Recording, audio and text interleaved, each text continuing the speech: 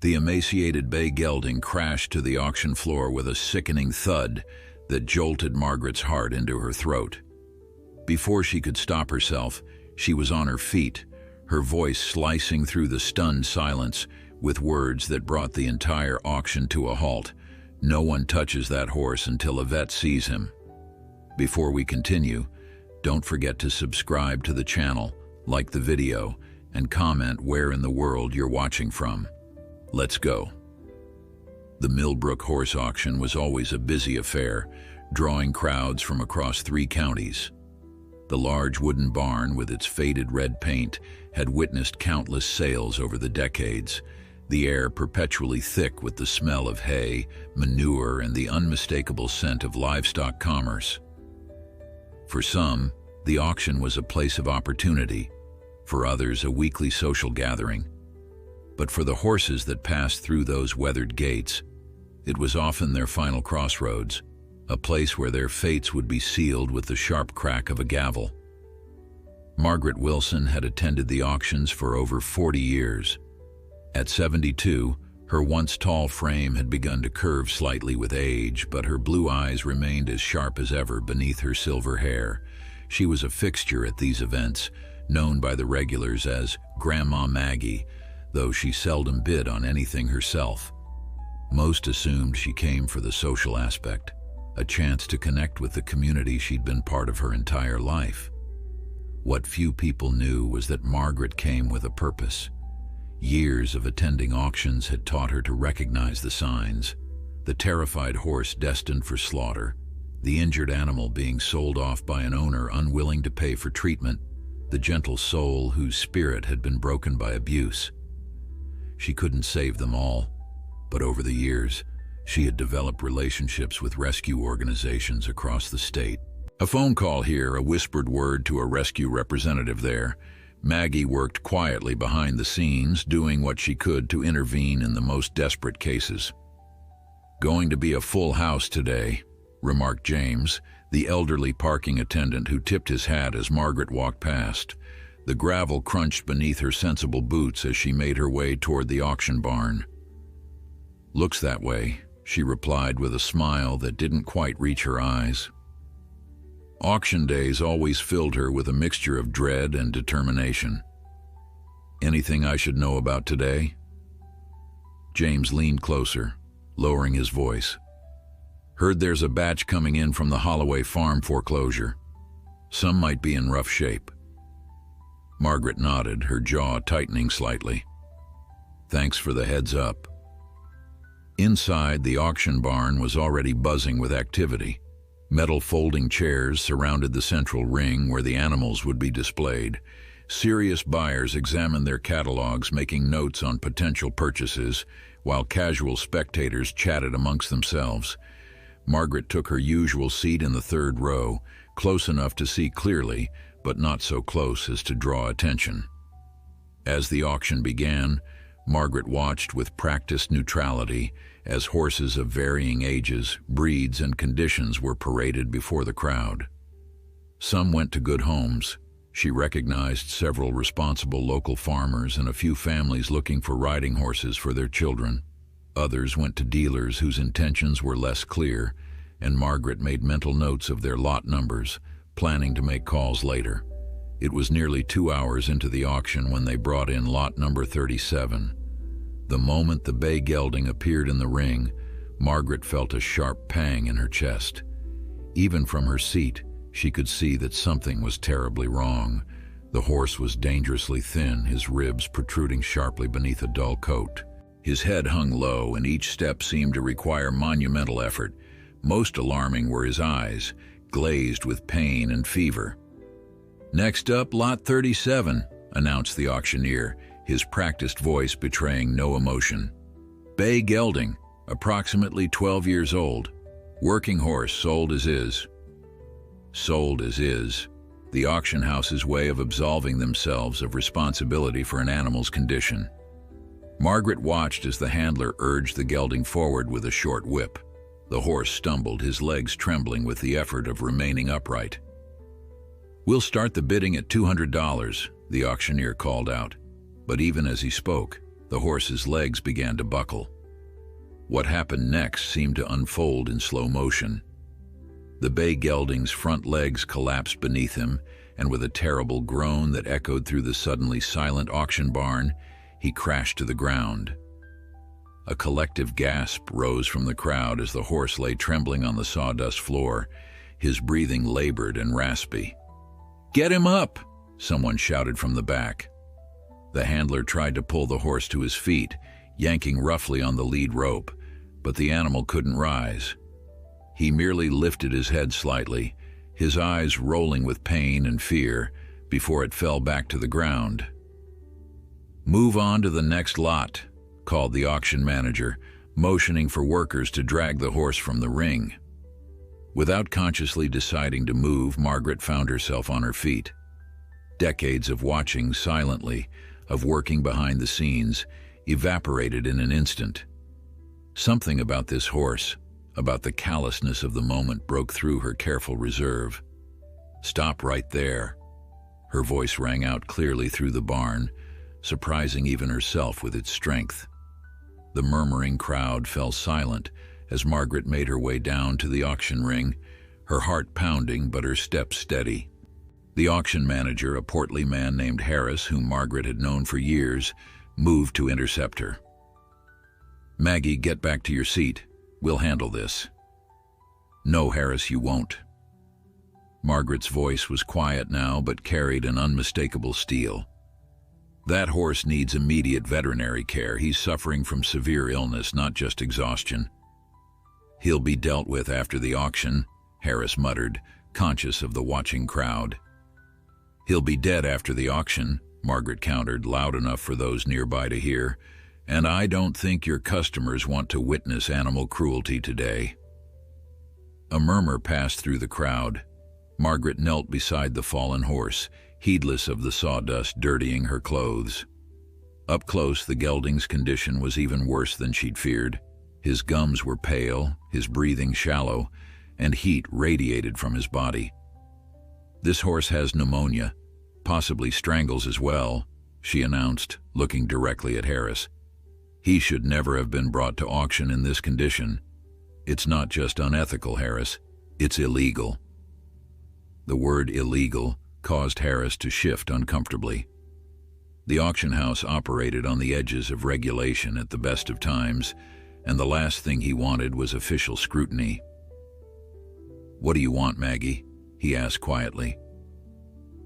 "I want Dr. Reynolds called immediately," she replied, referring to the veterinarian whose practice was just a mile down the road. "And I want this auction suspended until he arrives." Harris began to protest, but Margaret cut him off. "I've been coming to these auctions for 40 years, Harris. I've seen what goes on here, and I've kept quiet more times than I should have. But not today." Her voice rose again, addressing the entire crowd now. "This horse deserves better than to die on a dirty auction floor because someone wanted to wring the last dollar from him." The barn had fallen completely silent. Margaret's words hung in the air, challenging everyone present to acknowledge their part in the system that had brought this suffering animal before them.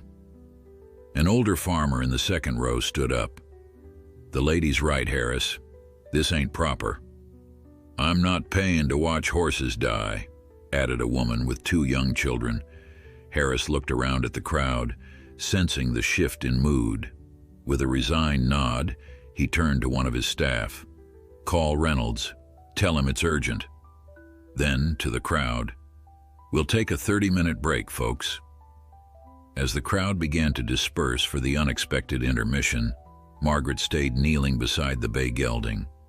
Gently, she stroked his neck, her fingers running through his matted mane. "It's all right now," she whispered to the suffering animal. "Help is coming. You're not alone anymore." The horse's eye, dull with pain, seemed to focus on her for just a moment. Something passed between them, an understanding perhaps, or simply the recognition of kindness in a world that had shown him little. Margaret stayed there, a silent guardian against the bustle of the auction house, her hand steadily stroking the gelding's neck, offering what comfort she could until help arrived. The next 20 minutes passed with agonizing slowness. Margaret remained by the horse's side, speaking softly to him while monitoring his labored breathing. Around them, the auction house had erupted into a flurry of hushed conversations. Some spectators had left, unwilling to witness the suffering animal's plight, while others hovered at the edges of the ring, their expressions a mixture of concern and morbid curiosity. "You're causing quite a scene, Maggie," Harris muttered as he approached, his forehead creased with worry. "This auction represents a lot of people's livelihoods." Margaret didn't look up from the horse. "And this horse represents everything wrong with how we treat God's creatures, Harris. I've watched too many animals pass through here on their way to slaughter or worse." Her voice was quiet but carried the weight of decades of silent witness. "I'm done looking the other way." Harris sighed, knowing there was truth in her words. The auction operated in a moral gray area that many locals preferred not to examine too closely. The sick and injured animals, the overcrowded transport trucks that arrived before dawn and departed after dusk. These were the uncomfortable realities that kept the rural economy afloat in counties like theirs. "Dr. Reynolds is here," announced a young staff member, breaking the tense silence. Dr. James Reynolds strode into the auction ring with the confident gait of a man who'd spent his life around large animals. At 60, his face was weathered from years of farm calls in all weather, but his movements were still quick and precise. He knelt beside Margaret and the fallen horse without a word, his experienced hands already beginning his examination. "How long has he been down?" he asked, checking the horse's gums and eyes. "About 20 minutes now," Margaret replied. "He collapsed right after they brought him in. He's burning with fever, James." Dr. Reynolds nodded grimly as he continued his assessment. He listened to the horse's lungs, palpated his abdomen, and checked his limbs with methodical efficiency. The horse flinched when the veterinarian touched his right front leg, eliciting a sympathetic murmur from the onlookers who had stayed to watch. After several minutes, Reynolds stood up and motioned for Harris and Margaret to join him a few steps away from the horse. "This animal is in critical condition," he said without preamble. "Severe pneumonia, significant malnutrition, and what appears to be an untreated fracture in his right carpus." His expression hardened. Whoever brought him to auction in this state was either criminally negligent or deliberately cruel. "Can he be saved?" Margaret asked, her voice barely above a whisper. Reynolds hesitated, weighing his words carefully. "It would require intensive care, Margaret. IV antibiotics, fluid therapy, proper nutrition, and that leg needs proper medical attention.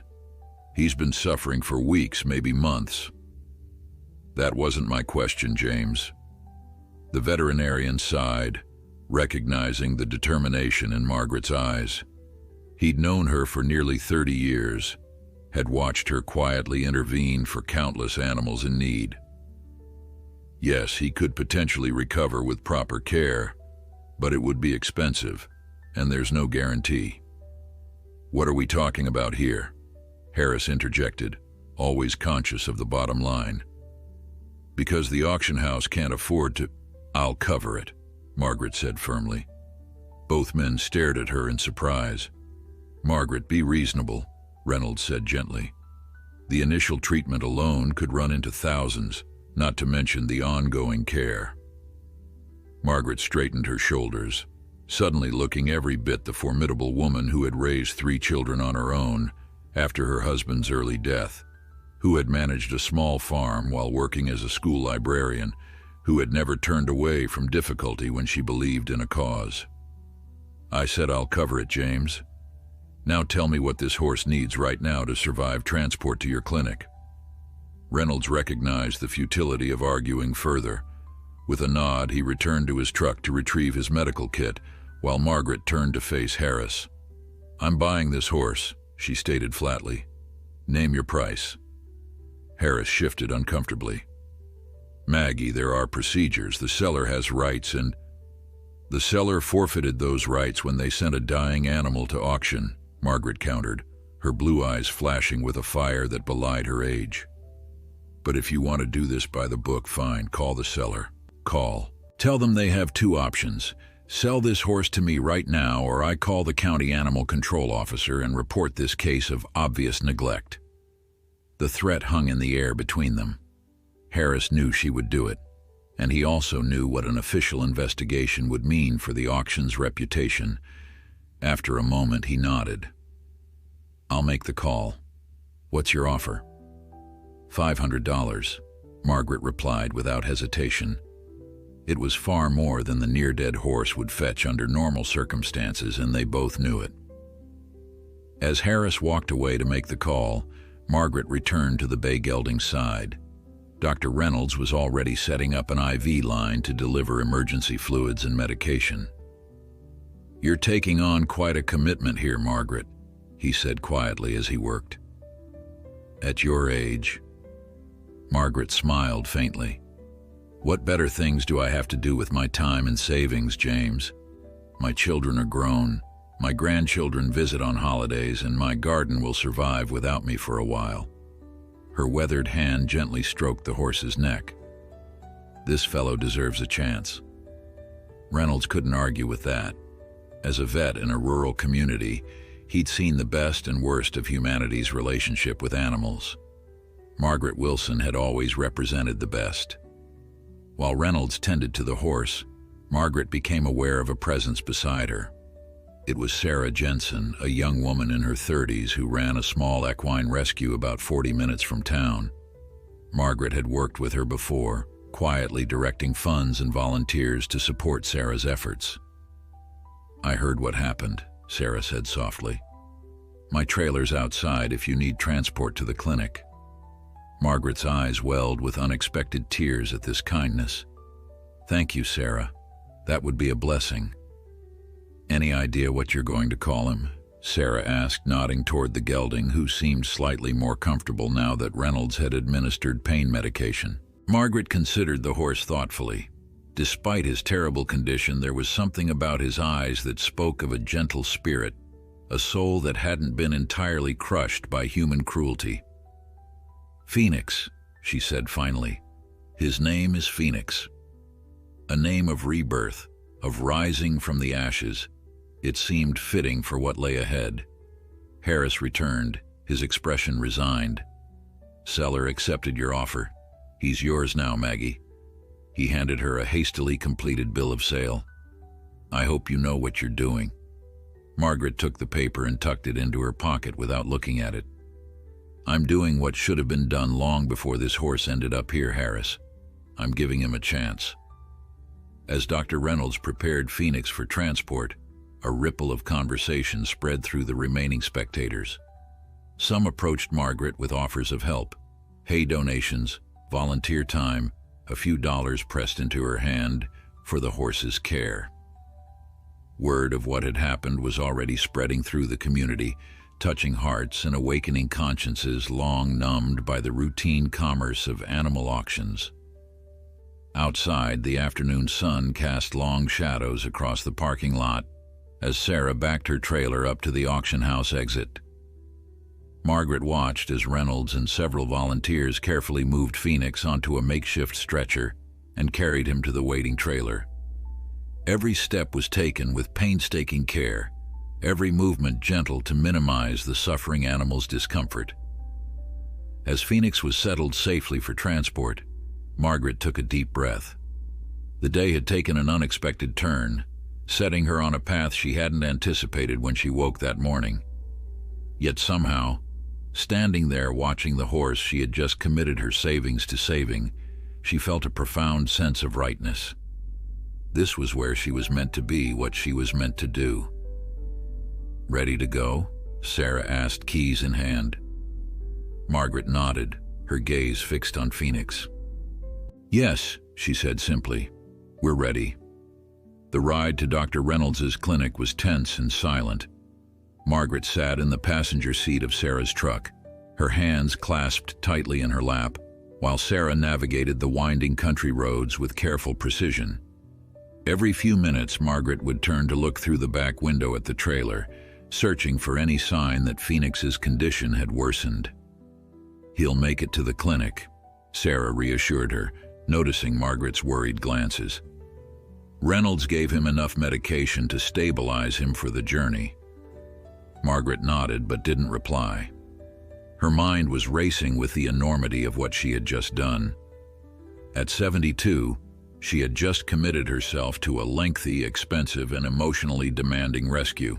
Her modest savings, carefully accumulated over decades of frugal living, would be significantly depleted by Phoenix's medical care.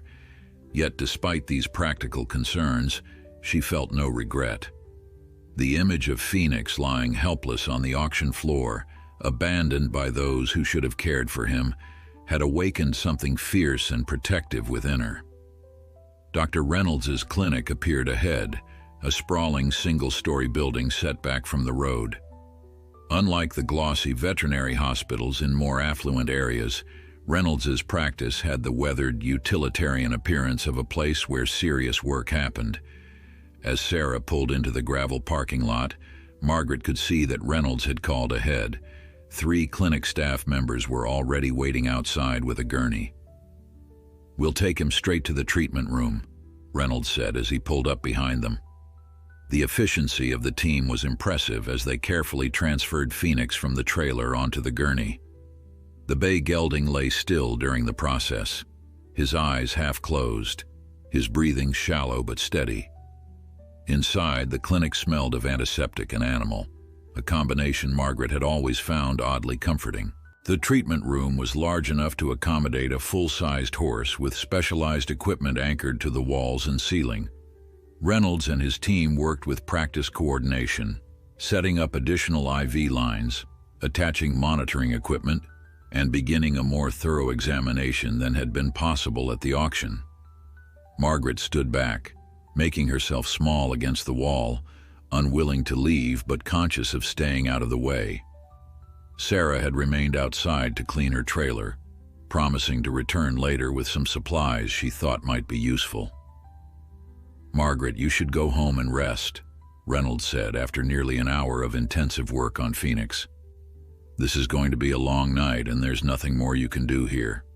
Margaret shook her head. "I'll stay if it's all the same to you." Reynolds looked as though he might argue, then seemed to think better of it.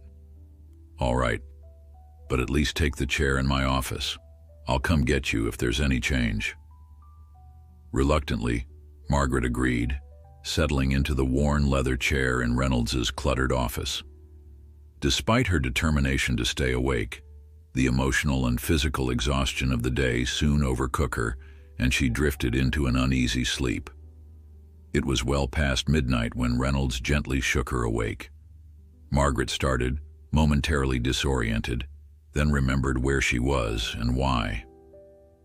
"Phoenix?" she asked immediately, straightening in the chair. "Stable for now," Reynolds replied, the weariness evident in his voice. "We've got the fever down a bit, started him on broad-spectrum antibiotics, and given him fluids and some nutritional support. He's severely malnourished, Margaret. And that leg..."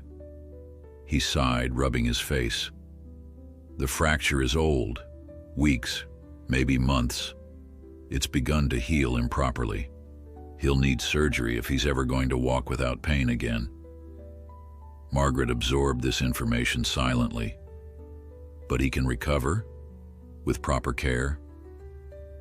Reynolds hesitated. "It's possible. His blood work shows anemia and signs of chronic infection. His lungs are in rough shape from the pneumonia, and there's the malnutrition, the leg." He trailed off, then met Margaret's gaze directly. "I don't want to give you false hope. The odds aren't great." "But there are odds," Margaret said firmly. "There's a chance." Reynolds nodded slowly. "Yes, there's a chance. A fighting chance, if he's got the will for it." "He has the will," Margaret said with quiet certainty. "I saw it in his eyes, James. He's not ready to give up." The veterinarian studied his old friend's face, recognizing the conviction there. "Then we'll do everything we can for him. But Margaret, the costs..." "I told you I'll cover it," she interrupted. "Whatever it takes." Reynolds nodded, knowing better than to argue further. "You can see him now if you'd like. He's sedated but stable." Margaret followed Reynolds back to the treatment area where Phoenix lay on a padded floor mat, surrounded by equipment. In the bright lights of the clinic, his condition was even more heartbreaking than it had appeared at the auction. His coat, dull and patchy, stretched over a frame so thin that every rib was visible. His once powerful muscles had atrophied, and old scars crisscrossed his hide, telling a story of long-term neglect and possible abuse. Despite it all, there was something dignified in the way he lay there, something that spoke of an inner strength that years of mistreatment had failed to extinguish. Margaret knelt beside him, ignoring the protest of her aging knees, and gently placed her hand on his neck. "Hello, Phoenix," she whispered. "I'm Margaret. I'm going to help you get better." The horse's ear twitched slightly at the sound of her voice, though his eyes remained closed. "You're safe now," she continued, her voice barely audible even in the quiet room. "No one's going to hurt you again. You have my word on that." Reynolds watched from the doorway, moved by the tenderness in Margaret's voice. In his 30 years of veterinary practice, he'd seen countless animals saved from terrible situations, but there was something special about this connection forming before his eyes. A lonely woman in her twilight years and a broken horse who'd nearly reached the end of his rope. They needed each other, though neither of them fully realized it yet. "You should get some proper rest," Reynolds said finally. "Sarah left the keys to her truck. She caught a ride home with one of my techs and said you can use the truck as long as you need it." Margaret nodded, though she made no move to leave Phoenix's side. "I'll go soon. I just want to sit with him a while longer." Reynolds understood. "I'll be monitoring him through the night. If anything changes, I'll call you immediately."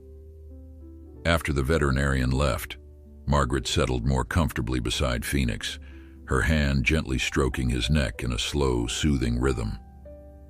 Outside, the night was quiet except for the occasional passing car and the distant hooting of an owl.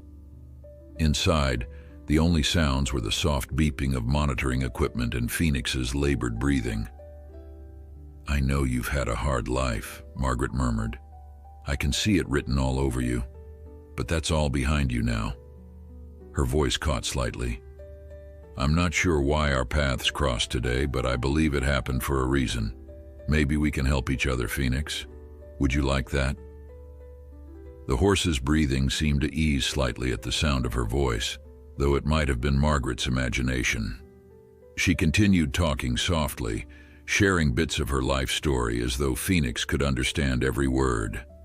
She told him about her small farm, about her late husband Thomas, who had loved horses, about her children who had moved to distant cities, about the quiet life she led now. "It gets lonely sometimes," she admitted. "The days can feel very long when you're my age and living alone. But we won't be alone anymore, will we? We'll have each other." As the night deepened around them, Margaret's quiet monologue became a promise, to Phoenix, to herself, to the universe, that this broken horse would know kindness for the rest of his days, however many or few they might be. It was a commitment made not in the heat of emotion, but in the still, small hours when truth speaks most clearly to the heart. Dawn broke over the clinic, washing the treatment room in pale golden light. Margaret awoke with a start, momentarily confused by her surroundings until her eyes fell on Phoenix. She had dozed off with her hand still resting on his neck, unwilling to leave him alone in this strange place. Her body protested as she straightened, joints stiff from sleeping in such an awkward position. Dr. Reynolds entered, looking as though he hadn't slept at all. "You're still here," he observed, though his tone suggested he'd expected nothing less. "How is he?" Margaret asked, stretching carefully as she rose to her feet. "Holding his own," Reynolds replied, checking the monitors. "His fever's down another degree, which is a good sign. He took a little water earlier. He glanced at Margaret. You, on the other hand, look like you could use some breakfast and a proper rest. Margaret waved away his concern. I'm fine, James. What's the plan for today? Reynolds recognized the determination in her voice and didn't press the issue. We'll continue the IV antibiotics and fluids. Try to get some nutrients into him if he'll take them. I'd like to get some radiographs of that leg, see exactly what we're dealing with. He hesitated, then added gently, Margaret, I need to talk to you about the practicalities. Phoenix will need round-the-clock care for at least a week, possibly longer. After that, assuming he stabilizes, he'll need a place to recover. My clinic isn't equipped for long-term rehabilitation. Margaret nodded, having already considered this. I have the old barn at my place. It's small, but it's sturdy and has good ventilation. We can prepare a stall for him there. And the care? It's going to be intensive, Margaret. Medication schedules, wound care, physical therapy once he's strong enough. I'll handle it, she said simply. I raised 3 children while running a farm on my own after Thomas died. I'm not as young as I once was, but I'm not helpless either. Reynolds knew better than to argue with that tone. Instead, he handed her a sheet of paper. Here's my estimate for the initial treatment, including the leg surgery if we get to that point. It's substantial. Margaret glanced at the figure without flinching. It represented nearly half of her savings, but she simply folded the paper and tucked it into her pocket. That's fine, James. Do whatever he needs. The morning passed in a blur of activity as Reynolds and his team continued their work with Phoenix. They carefully took radiographs of his injured leg, drew more blood for testing, and began the painstaking process of cleaning old wounds that had never been properly treated. Through it all, Margaret remained nearby, speaking soothingly to Phoenix whenever he showed signs of distress. By midday, word of what had happened at the auction had spread through the community. Margaret's phone began to ring with calls from friends and acquaintances, some offering help, others simply curious about the story they'd heard. Sarah returned to the clinic with supplies, soft blankets, specialized feed, herbal supplements she used at her rescue. How's our boy doing? She asked, setting down her bags. Fighting, Margaret replied with a small smile. James thinks he might be stronger than he initially appeared. Sarah nodded, unsurprised. Horses like Phoenix, the ones who've been through the worst, they often have a will to live that defies explanation. I've seen it before. She paused, then added, I've also brought some news. The seller who brought Phoenix to auction, word is he's got at least a dozen more horses in similar condition. Animal control is investigating. Margaret's expression hardened. Good. People like that shouldn't be allowed to keep animals.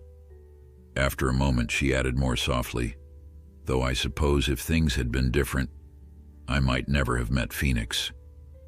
Late that afternoon, Reynolds called Margaret into his office to discuss the radiographs. The images on his computer screen showed the complexity of Phoenix's injury, a fracture that had begun to heal incorrectly, forming a misalignment that would cause chronic pain if left untreated. He needs surgery, Reynolds explained.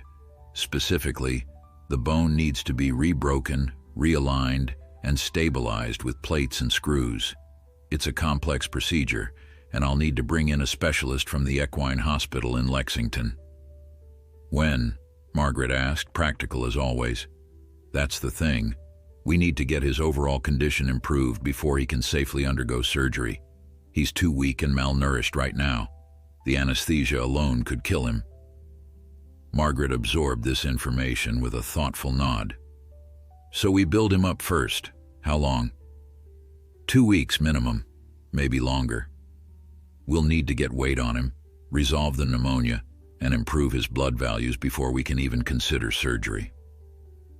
Then that's what we'll do, Margaret said simply, as if it were already accomplished. Reynolds smiled despite his fatigue. You know, most people would have walked away at the auction. Even those with good hearts might have decided it was too much, too expensive, too uncertain, too demanding. Margaret looked through the office window toward the treatment area where Phoenix lay. I'm not most people, James. And the day I start walking away from those who need help is the day they might as well put me in the ground. The next 3 days fell into a pattern. Margaret would arrive at the clinic early in the morning, having gone home only briefly to shower and change clothes. She spent most of each day with Phoenix, talking to him, helping the staff when they needed an extra hand, and monitoring every small change in his condition. In the evenings, she would reluctantly leave to take care of matters at her farm, only to return the following dawn. On the 4th day, Phoenix showed the first real sign of improvement.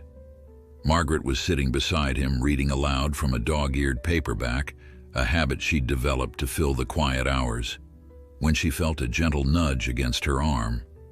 Looking up, she found Phoenix watching her, his eyes more alert than they had been since the auction.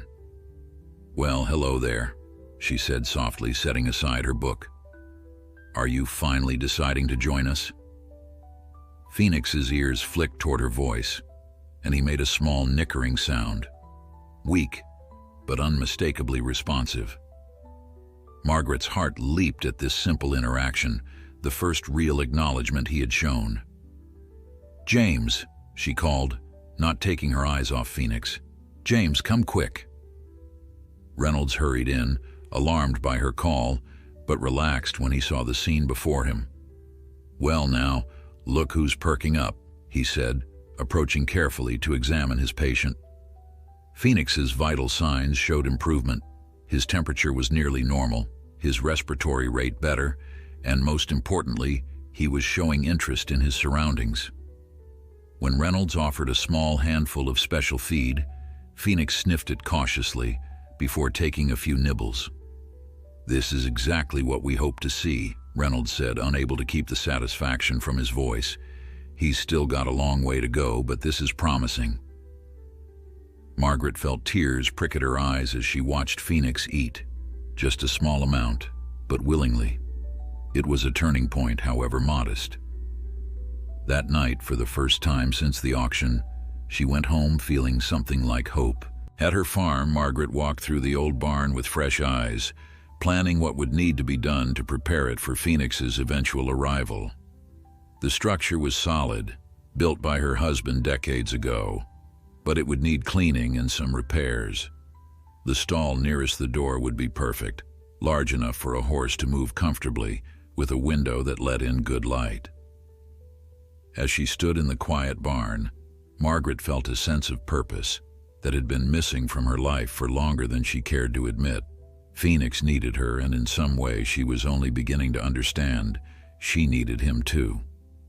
The following weeks brought slow but steady improvement for Phoenix. Each day seemed to reveal a new sign of progress, his eyes growing brighter, his appetite increasing, his responses to Margaret becoming more engaged.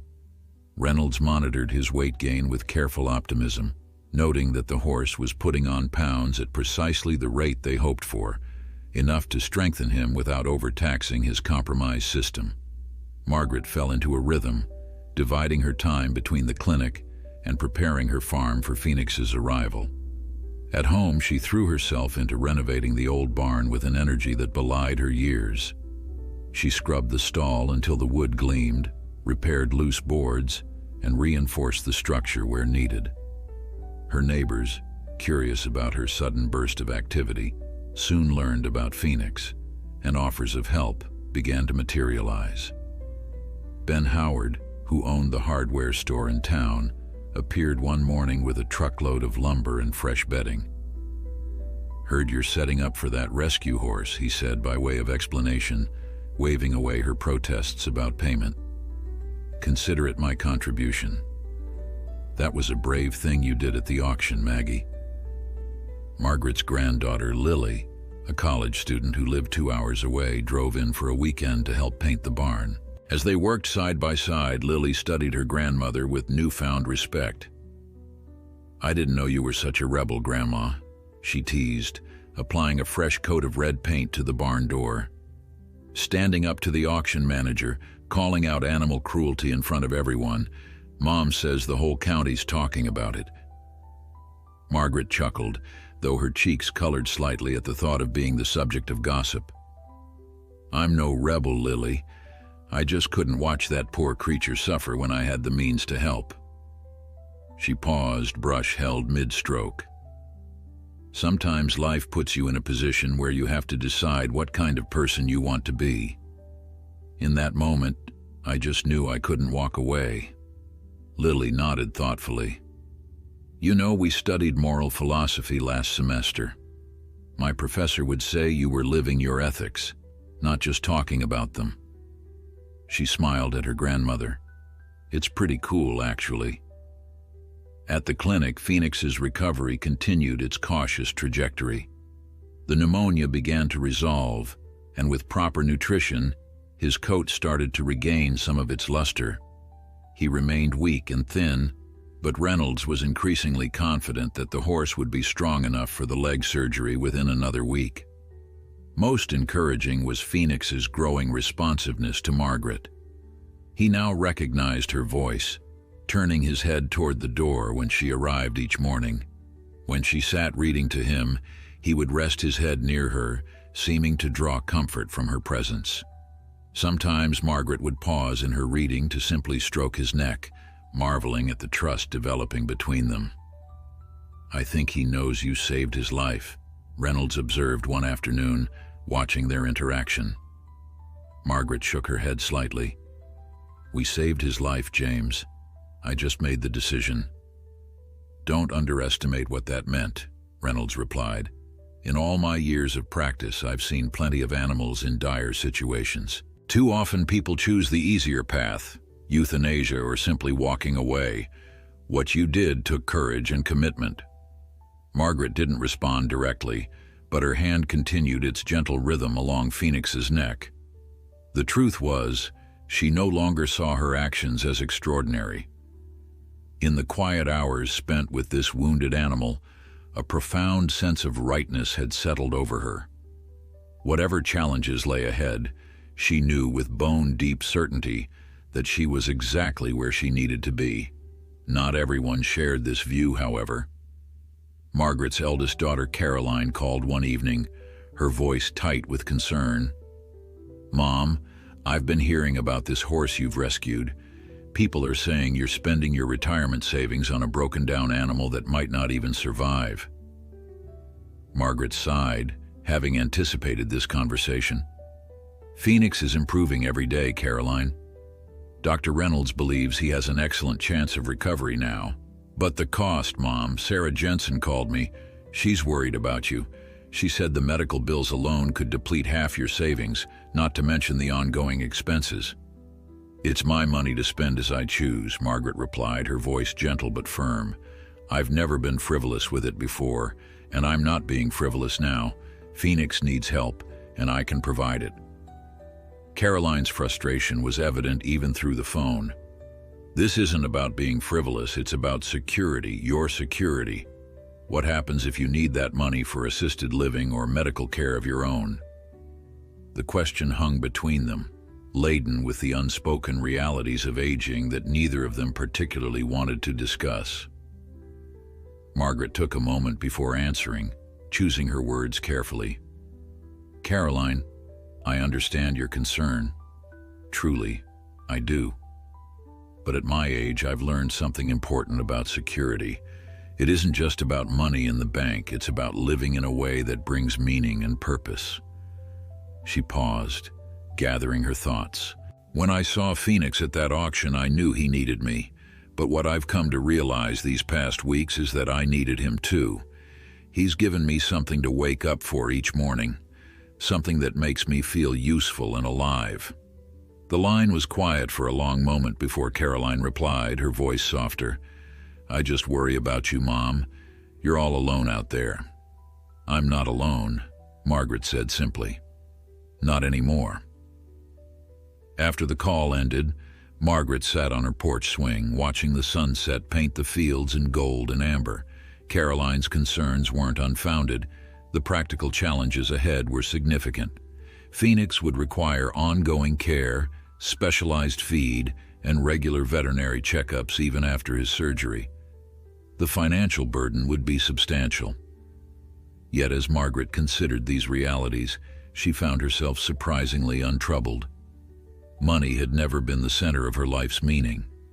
She had raised her children on a librarian's salary, tending the small farm left by her husband more for love than profit. She had always had enough, and somehow she was certain that would continue to be true. The day of Phoenix's surgery arrived with clear skies and a brisk autumn breeze. Dr. Reynolds had arranged for Dr. Eliza Kaufman, a specialist in equine orthopedics, to perform the procedure at his clinic.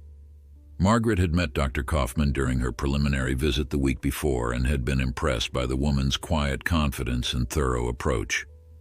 "His condition has improved remarkably," Dr. Kaufman noted as she conducted her final pre-surgical examination. "You've done an excellent job with his rehabilitation so far." "It's been a team effort," Margaret replied, giving Reynolds an appreciative glance. "Well, that team approach will need to continue during his recovery," Kaufman explained. "The surgery is just the beginning. Afterward, he'll need carefully structured physical therapy, a strict medication regimen, and limited movement while the bone heals." Margaret nodded, having already discussed the recovery protocol in detail with Reynolds.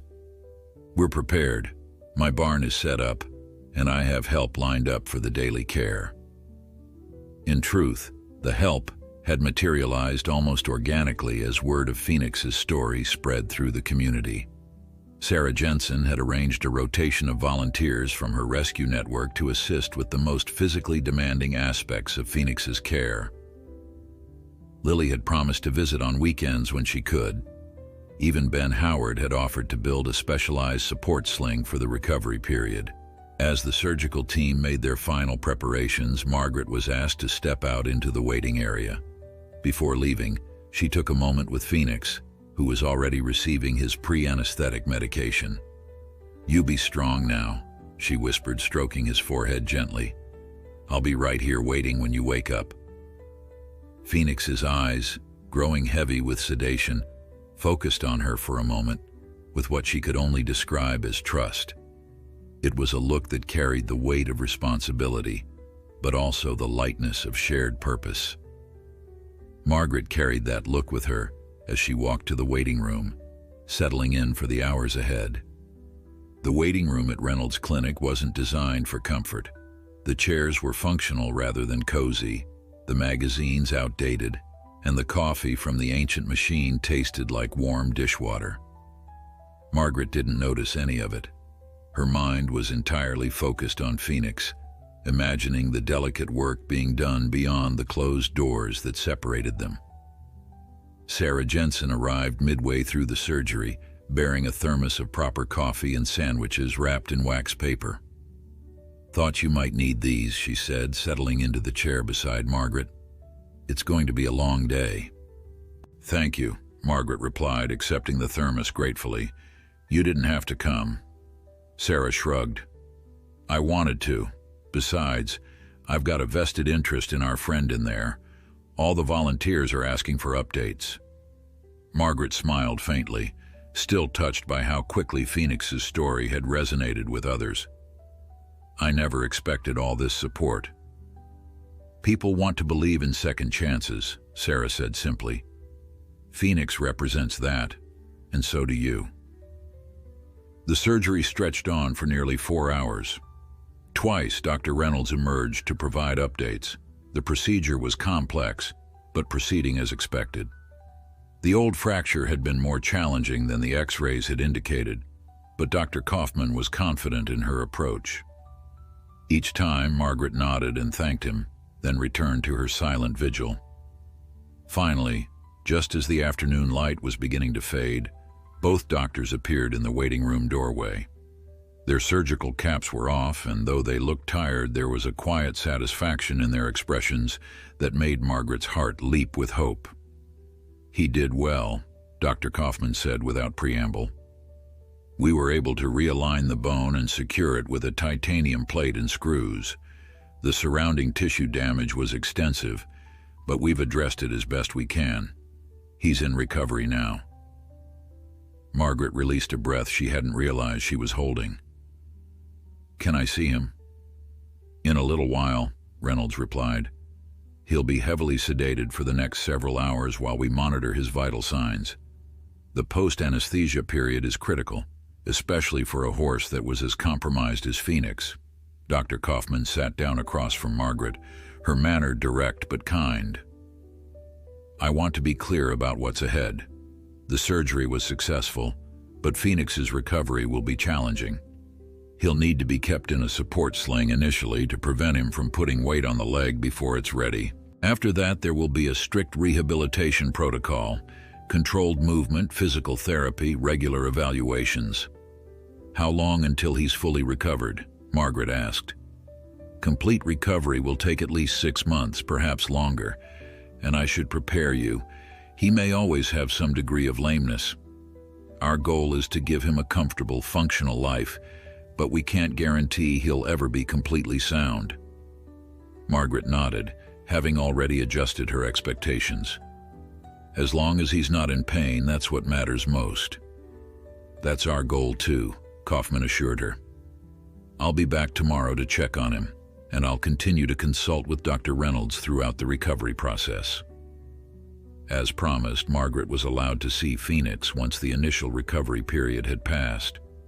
The sight of him, heavily bandaged, suspended in a specialized sling, and still groggy from anesthesia, brought tears to her eyes, but she quickly composed herself. Instinctively, she knew that her energy would affect him, and she was determined to project calm confidence rather than worry. "Hello, Phoenix," she said softly, approaching where he could see her. "You did so well today. Such a brave boy." Phoenix's eyes, glazed with medication, seemed to focus on her for just a moment before drifting closed again. One of the technicians monitoring him smiled at Margaret. "Talk to him," she encouraged. "Familiar voices help during recovery, even when they seem this out of it." Margaret pulled a chair close to Phoenix's head and began to speak in a low, steady voice. She told him about the barn waiting for him, about the special paddock she was creating where he could safely exercise once he was ready. She described the apple trees on her property and promised him treats when he was well enough to enjoy them. Throughout the one-sided conversation, she maintained a gentle contact, her hand resting lightly on his neck, grounding him with her touch. The next 3 days passed in a blur of vigilant monitoring and cautious optimism. Phoenix remained at the clinic where Reynolds and his staff could provide round-the-clock care.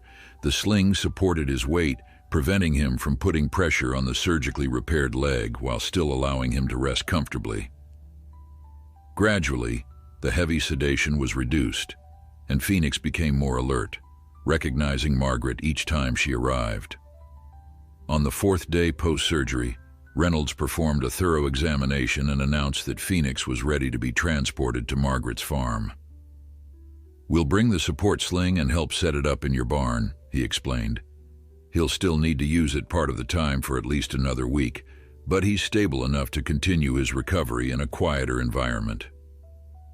The logistics of moving a recovering horse required careful planning. Ben Howard arrived early on transport day with his sturdy stock trailer, which he had modified with extra padding and support bars specifically for Phoenix's journey. Sarah brought 2 experienced volunteers from her rescue to assist with the loading and unloading process. Reynolds and one of his technicians would follow in the clinic truck with all the necessary medical equipment. Despite the meticulous preparations, Margaret felt a flutter of anxiety as the moment of departure approached. The controlled environment of the clinic had provided a safety net. At her farm, the primary responsibility for Phoenix's day-to-day care would fall to her. Reynolds seemed to sense her unease. "You're not in this alone, Margaret," he reminded her. "Sarah's volunteers are scheduled for daily visits. I'll be checking in regularly, and you have my number for emergencies." Margaret straightened her shoulders, pushing aside her doubts. "We'll be fine. she said with more confidence than she felt. "Phoenix and I understand each other." The journey to Margaret's farm proceeded without incident, Phoenix remaining calm throughout the 20-minute drive. When they arrived, Margaret felt a surge of pride as Reynolds and the others expressed appreciation for the preparations she had made. The stall was immaculate, well ventilated, and spacious enough to accommodate the support equipment. A small adjoining area had been set up as a medical station, with shelves for supplies and a desk for maintaining Phoenix's treatment records. Getting Phoenix settled took the better part of the afternoon. The support sling was installed, medication schedules were reviewed, and emergency procedures were explained repeatedly, until Reynolds was satisfied that Margaret and the volunteer team understood every detail. Through it all, Phoenix remained remarkably cooperative, as if he somehow understood that these people were working for his benefit. As evening approached and the others prepared to leave, Margaret found herself standing alone with Phoenix for the first time in his new home. The barn was quiet, except for the soft sounds of the horse's breathing and the occasional rustle as he shifted slightly in the sling. "Well, here we are," Margaret said, her voice echoing slightly in the space they now shared.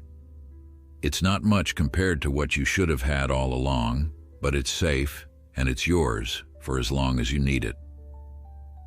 Phoenix nickered softly in response, his eyes following her as she moved about the stall, adjusting his water bucket and checking that everything was within easy reach.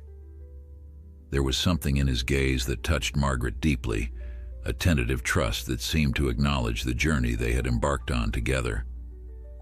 As darkness fell outside, Margaret settled into the comfortable chair she had placed near Phoenix's stall.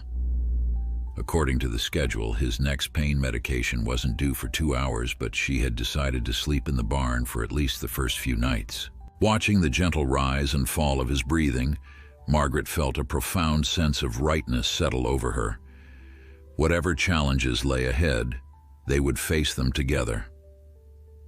The weeks that followed established a new rhythm to Margaret's life, one that revolved entirely around Phoenix's recovery. Each day began before dawn, with medication and a careful assessment of his condition. The volunteers arrived according to a meticulously maintained schedule, helping with the more physically demanding aspects of care, changing bedding, assisting Phoenix when he needed to shift position, and eventually helping him take his first tentative steps without the support sling. Margaret found herself drawing on strength she hadn't used in years. The physical demands were considerable, but she approached each task with the same quiet determination that had characterized her response at the auction. When her back ached from bending to clean Phoenix's hooves or her hands grew stiff from preparing his specialized feeds, she would look at the improving condition of her patient and find renewed energy. Dr. Reynolds visited twice weekly at first, carefully monitoring the healing of Phoenix's leg. "The incision is clean, no signs of infection," he noted during one examination, gently manipulating the limb to assess range of motion.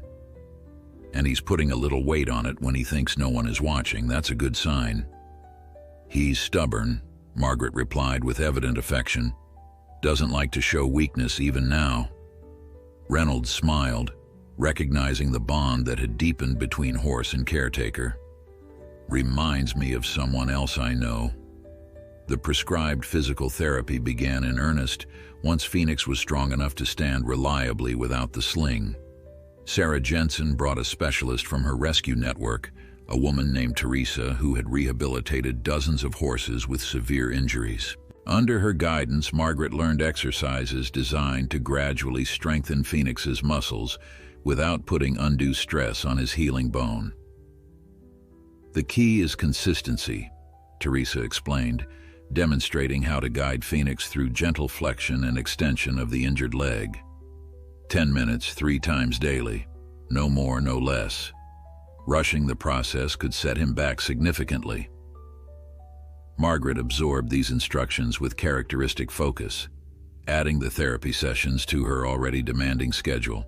The slow, deliberate movements required patience from both horse and handler, but Phoenix proved to be an unusually cooperative patient. He seemed to understand on some level that these strange routines were helping him improve. Throughout it all, Margaret maintained a running conversation with Phoenix, describing what she was doing, offering encouragement, and sharing the small events of her day. What began as a way to keep him calm during treatments evolved into a genuine dialogue, one-sided in literal terms, but reciprocal in the way Phoenix responded to her voice and presence. "You're talking to that horse like he's a person," observed Ben Howard when he stopped by one afternoon to deliver some specially milled wood for repairs to the paddock fence. Margaret smiled, not at all embarrassed. "He understands more than you might think." "I don't doubt it," Ben replied, watching as Phoenix nickered softly when Margaret approached his stall. "Animal like that, been through what he has, develops a sense about people. He knows who's on his side." The physical transformation in Phoenix was remarkable to everyone who witnessed it. The skeletal creature from the auction gradually gave way to a horse with growing muscular definition and a coat that began to shine with health. His eyes, once dull with pain and resignation, now watched the world with alert interest. Even his posture changed as his strength returned, head held higher, stance more confident despite the continued careful treatment of his healing leg. There were setbacks, of course. 6 weeks into his recovery, Phoenix developed a fever that sent Margaret into a panic of worry. Reynolds was called immediately and diagnosed a minor infection, treatable with antibiotics but requiring vigilant monitoring. For 3 days, Margaret barely left the barn, sleeping on a cot beside Phoenix's stall and checking his temperature hourly. "You need to rest, Margaret," Reynolds admonished after finding her dozing in the chair beside Phoenix, a thermometer still clutched in her hand. "You won't be any good to him if you make yourself sick." "I'm fine," she insisted, though the dark circles beneath her eyes told a different story. "No, you're not," Reynolds countered firmly. "Sarah's sending someone over to take the night shift. You're going to your house to sleep in a proper bed. Doctor's orders." Margaret started to protest but was betrayed by a yawn she couldn't suppress. Reluctantly, she agreed to the arrangement, but not before giving Phoenix a thorough update on the situation. "I'll be just up at the house," she assured him, stroking his neck. "Melissa will be here all night, and she has my number if anything changes. You behave for her, all right?" Phoenix nudged her hand gently as if giving permission for her absence. It was a small gesture, one that might have seemed insignificant to anyone else, but to Margaret it represented the depth of understanding they had developed, a mutual trust that transcended the usual boundaries between human and animal. As autumn deepened toward winter, the rehabilitation process intensified. Phoenix progressed from controlled standing to slow, supervised walks in the small paddock adjacent to the barn. His gait remained uneven, the injured leg still held with noticeable caution, but his willingness to move increased daily. "He's exceeding our expectations," Dr. Kaufman said during a follow-up visit in early December. "The radiographs show excellent bone healing, and he's regained nearly 70% of his normal range of motion." "Will he ever be completely sound?" Margaret asked, voicing the question that had lingered in her mind throughout the recovery process. Kaufman considered her answer carefully.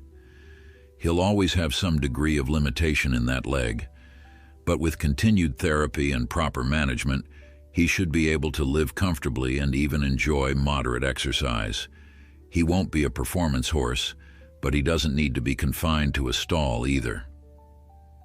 This assessment aligned with Margaret's own hopes for Phoenix.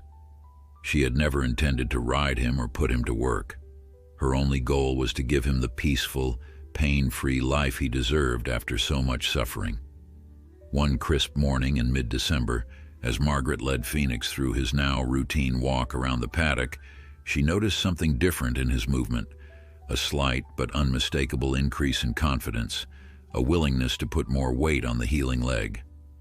She slowed her pace, giving him the freedom to set the tempo, and was rewarded by the sight of Phoenix walking with the most natural gait she had seen since his surgery. "Look at you," she said softly, tears pricking at her eyes despite her smile. "You're really doing it." Phoenix tossed his head slightly, as if acknowledging the milestone. The winter sunlight caught his coat, highlighting the rich bay color that had emerged as his health improved. In that moment, Margaret saw not just how far he had come, but a glimpse of the magnificent horse he must have been before neglect and cruelty diminished him, and could be again, with continued care and patience. That evening, as Margaret completed the day's final treatments and prepared Phoenix's stall for the night, she found herself reflecting on the journey they had shared thus far. The challenges had been substantial, the costs, both financial and physical, significant. Yet as she watched Phoenix settle comfortably onto his bed of fresh straw, his eyes following her movements with that steady gaze of trust that had become so familiar, she knew with absolute certainty that every sacrifice had been worthwhile. "Good night, my friend," she said, giving his neck a final pat before turning out the main barn lights, leaving only the soft glow of the night lamp. Tomorrow's another day forward. Winter settled over Margaret's farm, transforming the landscape with a pristine blanket of snow that muffled sounds and softened edges. The old barn, with its fresh coat of red paint, stood out vividly against the white backdrop, a sanctuary of warmth amid the cold. Inside, Phoenix continued his recovery, sheltered from the harsh elements, but still able to observe the transformed world through his window. Margaret had prepared meticulously for the winter months, knowing that Phoenix's rehabilitation couldn't pause for inclement weather. She had installed additional heating in the barn, ensuring the temperature remained comfortable for her healing patient. The small paddock had been covered with a layer of sand to prevent ice formation, creating a safe space for Phoenix's daily exercise regardless of conditions outside. The Christmas season brought an unexpected flurry of visitors to the farm. Margaret's younger daughter Emily arrived with her husband and children, their first visit since Phoenix had come into Margaret's life.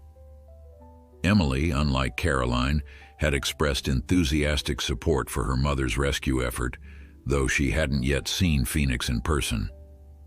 "He's magnificent, Mom," Emily said, watching from a respectful distance as Margaret led Phoenix through his morning exercises in the paddock. "When you first told us about him, I imagined something, well, less impressive." Margaret smiled, understanding her daughter's surprise.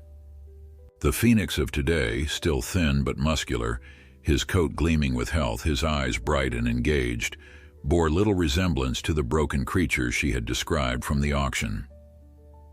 "He's come a long way," Margaret agreed, giving Phoenix an affectionate pat as they completed their circuit of the paddock.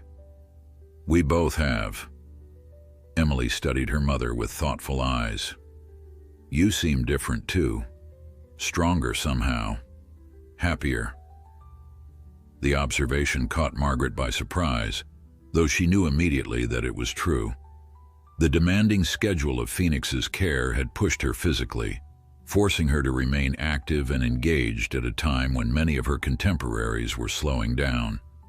The emotional rewards, witnessing Phoenix's gradual return to health, developing their unique bond of trust, had awakened something within her that had been dormant for too long. "He's given me purpose," Margaret admitted. "At my age, it's easy to feel that your most meaningful contributions are behind you. Phoenix reminded me that isn't true." Emily's children, initially hesitant around the large animal, gradually warmed to Phoenix over the course of their visit. Margaret supervised carefully as 10-year-old Jake offered an apple slice on his flattened palm, exactly as his grandmother had demonstrated. 7-year-old Lily preferred to draw pictures of Phoenix, capturing with childish enthusiasm his brave face and super-strong leg. On Christmas Eve, Margaret found a small pile of presents beneath the modest tree in her living room, each labeled "For Phoenix" in her grandchildren's handwriting.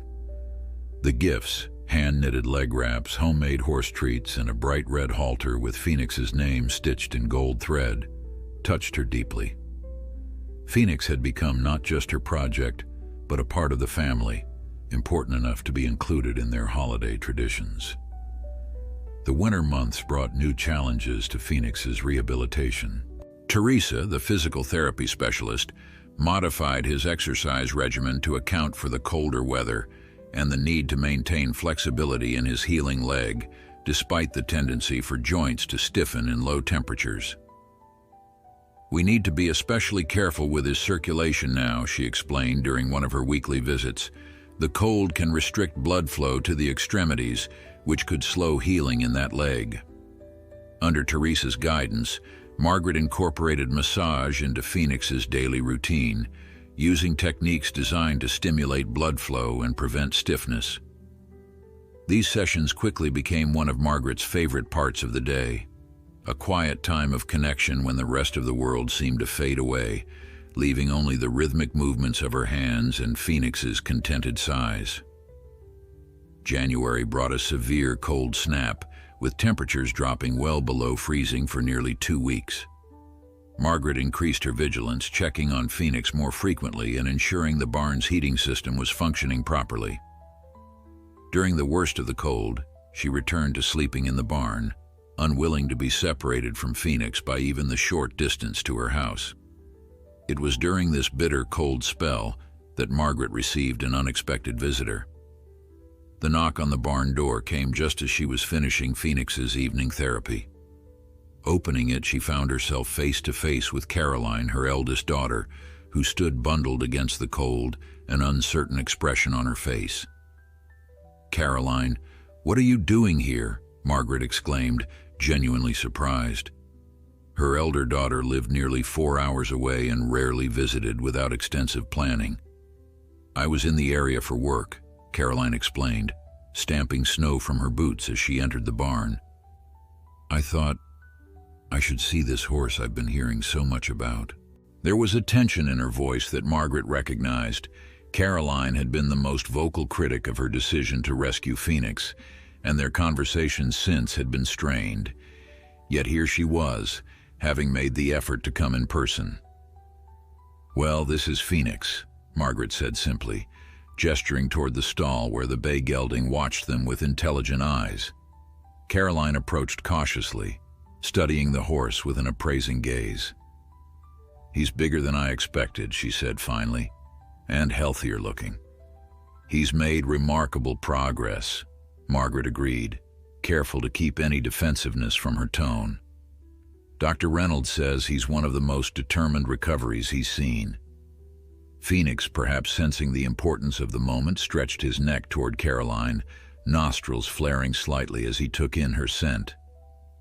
After a moment's hesitation, Caroline reached out, allowing him to sniff her hand before gently touching his forehead. "His eyes," she said softly. "There's something about them." "Intelligence," Margaret supplied. "And trust, though that took time to earn." As they stood together beside Phoenix's stall, the tension between mother and daughter gradually eased. Caroline asked questions about Phoenix's care and recovery, listening with growing interest as Margaret explained the rehabilitation process and the milestones they had achieved. "You've done something extraordinary here, Mom," Caroline admitted finally. "I still worry about the practical aspects, the expense, the physical demands, but I can see that this isn't just some impulsive rescue. You've created something meaningful." Margaret felt a weight lift from her heart at these words. Caroline's approval wasn't necessary for her commitment to Phoenix, but having her daughter understand, even partially, meant more than she had realized. Later that evening, after Caroline had departed for her hotel with a promise to return the following day, Margaret sat in her customary chair beside Phoenix's stall. The barn was peaceful, warmed by the heating system, and filled with the familiar sounds of Phoenix's movements as he settled for the night. "You won over, Caroline," she told him, smiling as his ears pricked forward at the sound of her voice. "That's no small accomplishment, believe me." Phoenix nickered softly in response, and Margaret found herself reflecting on how completely this horse had transformed her life in just a few short months. What had begun as an impulsive act of compassion at the auction had evolved into a profound partnership that touched every aspect of her existence. Her days now had structure and purpose. Her relationships with family and community had deepened through their shared involvement in Phoenix's care. Her own health had improved through the physical demands of the rehabilitation work. Most significantly, though, was the emotional connection that had developed between her and Phoenix. A wordless understanding built on countless hours of care and interaction. In his steady gaze, Margaret found a reflection of her better self, the self that had refused to look away from suffering, that had committed to the difficult path rather than the easy one. "We've come a long way together, haven't we?" she murmured, reaching through the stall bars to stroke his neck. "And we still have quite a journey ahead." The first hints of spring arrived with tentative warmth, melting the snow in patches and coaxing tender green shoots from the earth. For Margaret, the changing season brought a surge of renewed energy and optimism. Phoenix's recovery had progressed steadily through the winter months, each small improvement building toward a transformation that now seemed nothing short of miraculous to those who remembered the broken horse from the auction. "Time to expand your world a bit," Margaret told Phoenix one particularly mild morning in early March. With careful hands, she fastened the halter that her grandchildren had given him for Christmas, its bright red material vivid against his gleaming coat. Today marked an important milestone in Phoenix's rehabilitation, his first venture beyond the small paddock into the larger pasture that Margaret had spent months preparing for him. The space had been meticulously cleared of hazards, the ground tested for stability, the fencing reinforced to provide a safe but expansive area for him to exercise. Dr. Reynolds stood nearby, present for this significant step in Phoenix's recovery. "Take it slow," he cautioned. "Let him set the pace. His leg has healed remarkably well, but he's still building strength and confidence." Margaret nodded, though she knew Phoenix's capabilities better than anyone now. Over the months of intensive care, she had developed an almost intuitive understanding of his limitations and strengths, able to read the subtle shifts in his posture and expression that signaled pain, uncertainty, or willingness to push further. With gentle guidance, Margaret led Phoenix from the familiar confines of his paddock toward the gate of the larger pasture. He hesitated at the threshold, ears pricked forward as he surveyed this new territory. Margaret waited patiently, allowing him to process the change, speaking to him in the soft, steady voice that had become their private language of reassurance. After a moment, Phoenix stepped forward, crossing the boundary with cautious curiosity. His movements were measured, each step placed with deliberate care, but there was an unmistakable eagerness in his demeanor as he began to explore the expanded space. "He looks good," Reynolds observed, watching as Phoenix navigated the gentle slope of the pasture. "Still favoring the leg slightly, but his gait is remarkably balanced considering what he's been through." Margaret couldn't suppress her smile of pride. "He's determined," she replied. "Has been from the start, even when he could barely stand." They watched in companionable silence as Phoenix continued his careful exploration, stopping occasionally to test the grass that was just beginning to green. His movements gradually became more confident, his stride lengthening as he adjusted to the freedom of the larger space. "You know," Reynolds said thoughtfully, "when you first brought him in after the auction, I wasn't sure he'd make it through that first night, let alone reach this point. His recovery isn't just impressive, it's exceptional." "He just needed someone to believe in him," Margaret said simply. Reynolds glanced at her, his expression knowing. "He needed you, Margaret. Not just anyone would have committed to this level of care, especially not starting from where he was." Before Margaret could respond, Their attention was drawn back to Phoenix, who had picked up his pace to a brisk walk, moving with more freedom and confidence than they had yet seen. As they watched, he transitioned briefly into a tentative trot, testing his strength for several strides before returning to a walk. "Did you see that?" Margaret exclaimed, her voice tight with emotion.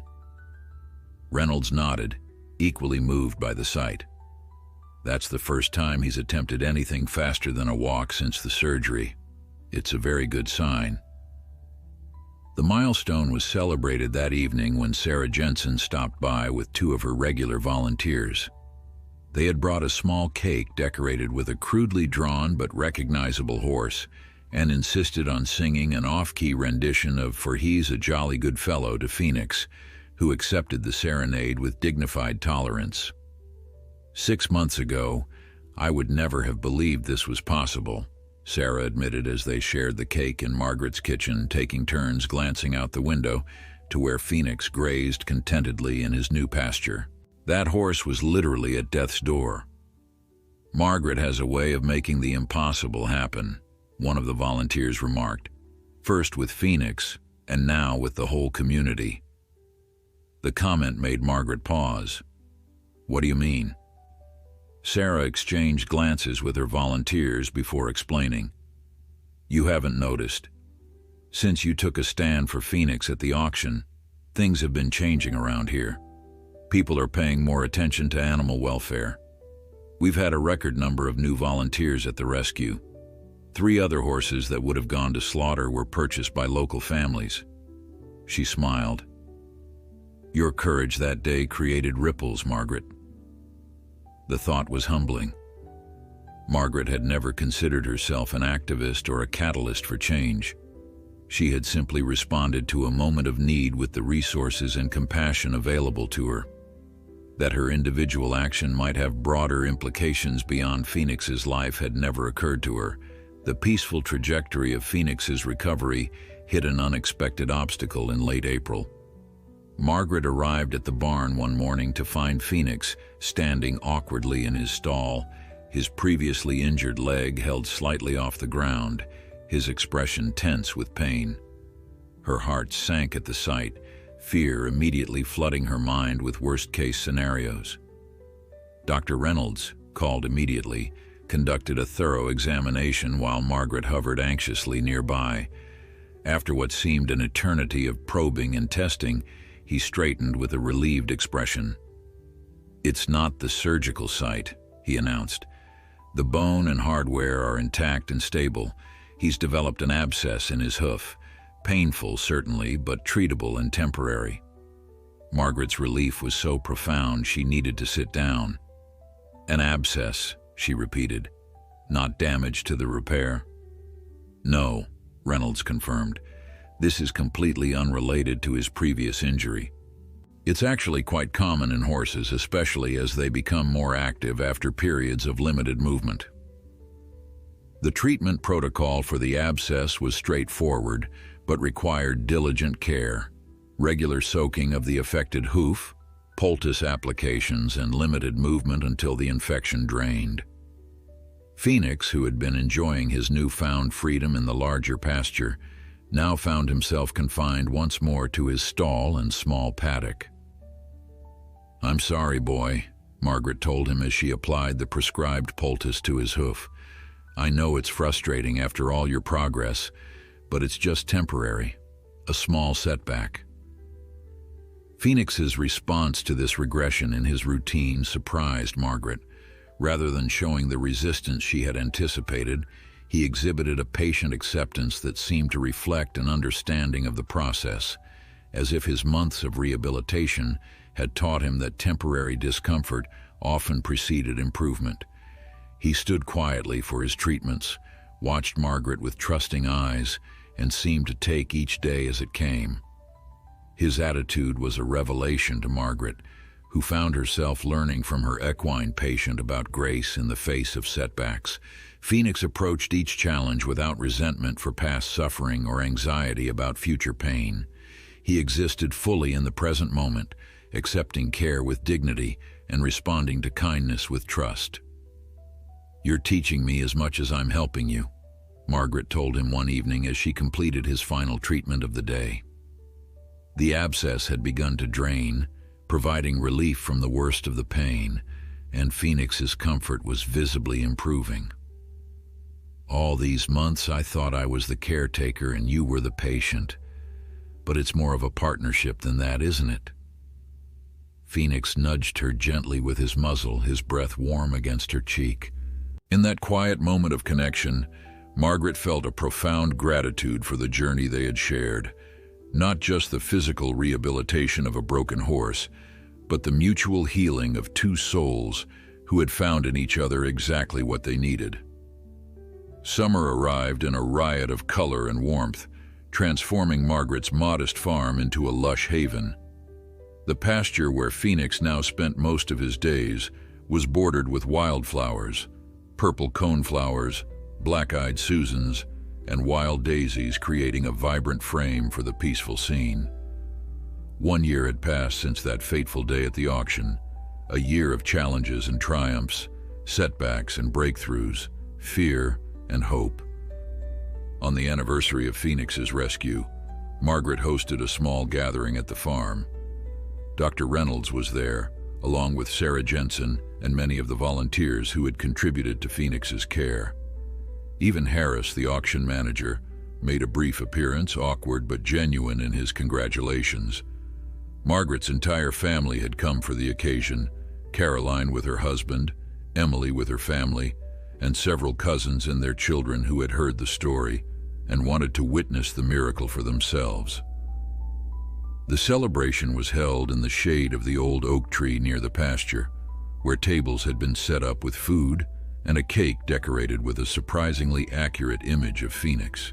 Children darted about playing games while the adults chatted, but everyone's attention returned repeatedly to the bay gelding grazing peacefully nearby, the embodiment of the transformation they had gathered to honor.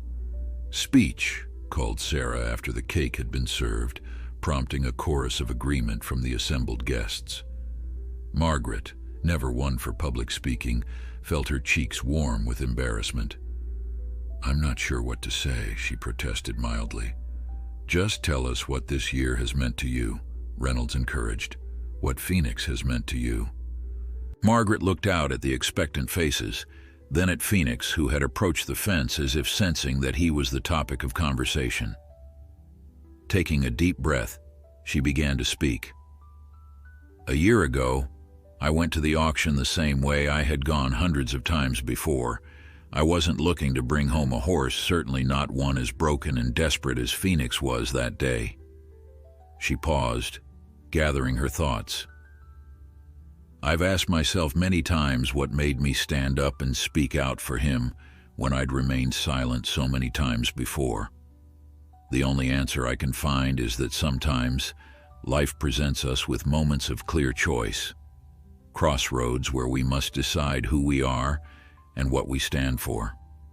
She glanced at Phoenix again, who was watching her with that steady, intelligent gaze that had become so familiar.